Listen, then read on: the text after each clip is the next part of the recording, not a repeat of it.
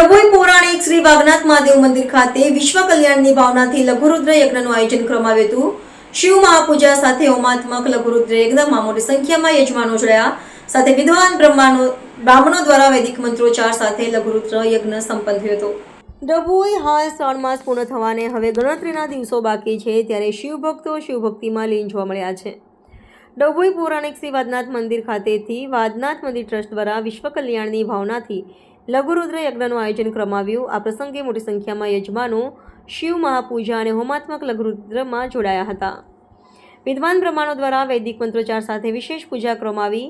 મહાપ્રસાદી સહિત વિવિધ ધાર્મિક કાર્યક્રમો યોજાયા હતા, જેમાં મોટી સંખ્યામાં શિવ ભક્તો દર્શનનો લાવો લઈ ધન્યતા અનુભવતા જોવા મળી હતી। ભગવાન શ્રી વાઘનાથ મહાદેવની અસીમ કૃપાથી પ્રાચીનથી અતિ પ્રાચીન શ્રી વાઘનાથ મહાદેવના સાનિધ્યમાં વસુધૈવ કુટુંબકમની ભાવના સાથે વિશ્વનું કલ્યાણ થાય એવા સદભાવથી મંદિર સમિતિ સાથે દર્ભાવતીના દરેક ગ્રામજનોના સહભાગી થઈ પ્રતિવાર્ષિકની જેમ આ વર્ષે પણ ભગવાન શ્રી મહાદેવની કૃપા પ્રાપ્ત કરવા માટે બ્રાહ્મણો સહ દરેક ગ્રામજનો સાથે ભગવાન શ્રી વાઘનાથ મહાદેવનો હોમાત્મક લઘુરુદ્રનું આયોજન કરવામાં આવ્યું છે।